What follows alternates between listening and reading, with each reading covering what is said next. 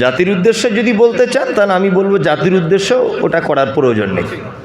জাতির উদ্দেশ্যে শিক্ষা প্রতিষ্ঠান হোক, হসপিটাল হোক।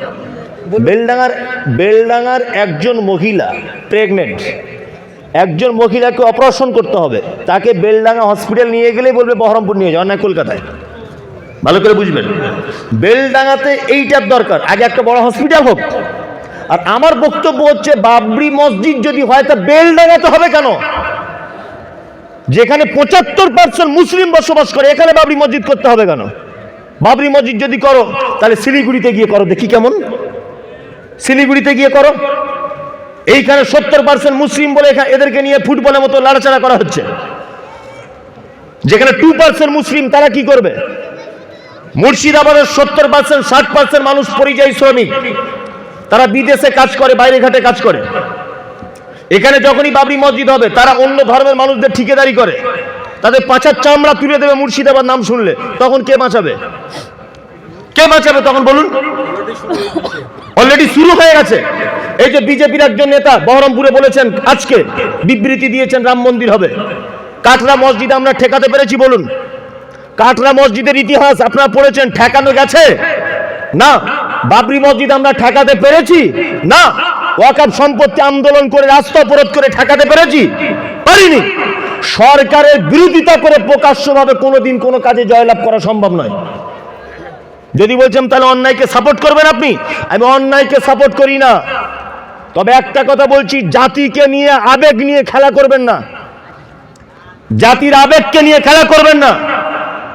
বেলডাঙ্গাতে অজস্র মসজিদ পড়ে আছে যেখানে ফজরে 3 জন নামাজি।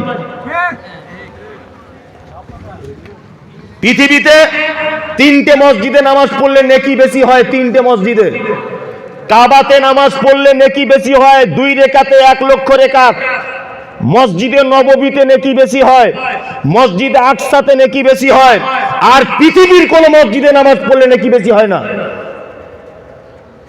কোন মসজিদে নামাজ পড়লে, বাবরি মসজিদে নামাজ পড়লে যে নেকি, বেগুনবাড়ির টিনের মসজিদে একই নেকি, একই নেকি। তাহলে আমার জাতির জন্য যেটা উপকার, আমার জাতির যেটা কল্যাণ হবে সেটা করতে হবে। 5 মিনিটের ইবাদত জন্য অনেক অজস্র মসজিদ পড়ে আছে এখানে, অজস্র মসজিদ পড়ে নেই। এমন একটা স্কুল তৈরি করা হোক যেখানে ডাক্তার জাকির নায়কের মতো ছাত্র বার হবে। আমাদের মেয়েরা আজকে বোরকা পরে, হিজাব পরে স্কুলে যেতে পারছে না। এরকম একটা উন্নত মানের পরিকাঠামোর স্কুল তৈরি করা হোক। ব্যাপারগুলো ভাববেন, আবেগে গা ভাসিয়ে চলবেন না। মাথায় রাখবেন, কাটরা মসজিদে অজস্র মুসলিমদের গর্দান কেটে গেছে। বাবরি মসজিদ ঠেকাতে গিয়ে অজস্র মুসলিমদের গর্দান চলে গেছে। ভাববেন আপনারা যে আমরা বাবরি মসজিদ ঠেকাতে পারিনি। আজও পর্যন্ত আপনাদের কাটরা মসজিদ নামাজ পড়তে পারে না মুসলিমরা, পারে? আজও পর্যন্ত বন্ধ। ওয়াকফ সম্পত্তির জন্য আমরা রক্ত দিয়েছি রাস্তাতে, কলকাতার রাজপথে। আমি মুমতাজুল ইসলাম নিজে ফার্স্ট কাতারে ছিলাম। আমার বক্তব্য হয়তো আপনারা কলকাতা থেকেও শুনেছেন। ওয়াকফ সম্পত্তি আমরা টেকাতে পেরেছি বলুন? পেরেছি? পারবে না। এটা যা হচ্ছে এগুলো রাজনৈতিক ইস্যুতে হচ্ছে। দয়া করে বলছি, আবেগে গা ভাসিয়ে এসব কাজে পা দেবেন না। বেলডাঙ্গার একটা নিজস্ব ঐতিহ্য আছে। আজকে যে গত বছরে যে আপনার কার্তিক পুজো ঝামেলা হলো, কারা মার খেয়েছে বলুন? কেন মার খেলো? কেন? 70% মুসলিম। কেন মার খেলো 70% মুসলিম থাকার পরেও? এই যে আইন প্রশাসন ওদের। তাহলে এবার আপনি কি করে ঠেকাবেন বলুন? কি করে ঠেকাবেন?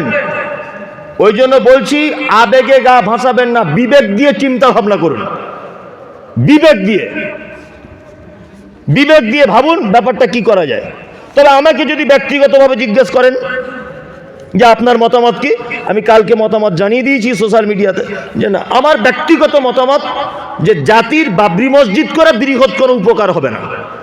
জাতির জন্য যদি একটা মাল্টি স্পেশালিস্ট হসপিটাল হয়, একটা চিকিৎসালয় হয়, 5 জন মেয়ে যদি আমাদের ডাক্তার বার হয়, 5টা ছেলে যদি ডাক্তার বার হয়, তাহলে আগামী প্রজন্ম আমাদের থেকে কিছু একটা উপহার পাবে। আলিগড় ইউনিভার্সিটির মতো একটা ইউনিভার্সিটি হোক। আমি বলছি, এতদিন বাবরি মসজিদ করার স্বপ্ন জাগলো কেন? আজকে 20 বছর ধরে তুমি দায়িত্বে ছিলে, রাজনৈতিক দায়িত্বে।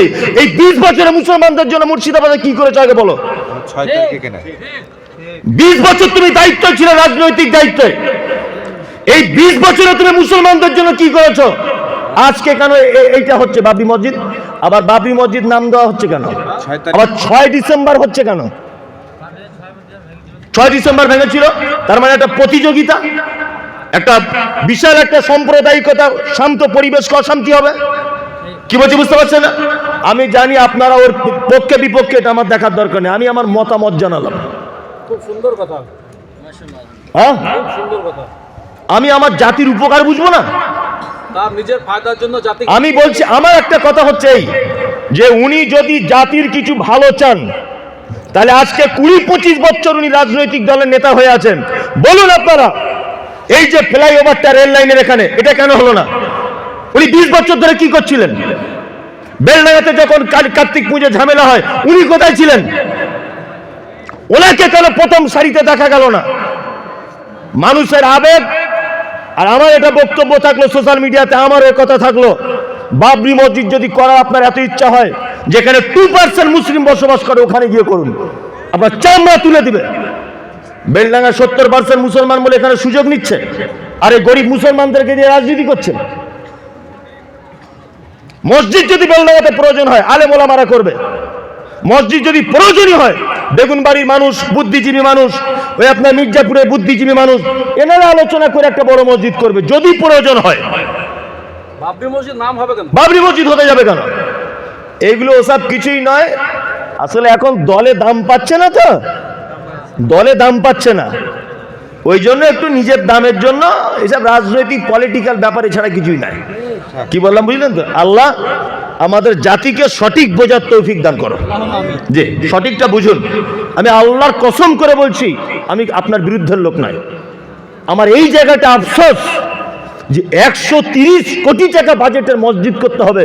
130 কোটি টাকা যদি জাতির জন্য একটা হসপিটাল করা হতো, তাহলে অন্তত বেগুনবাড়ি, মির্জাপুর, এই আপনার কি বলে কাজীসাহা, এই এলাকার মানুষের আর কলকাতায় ছুটতে হতো না, এখানে চিকিৎসাটা তো হতো।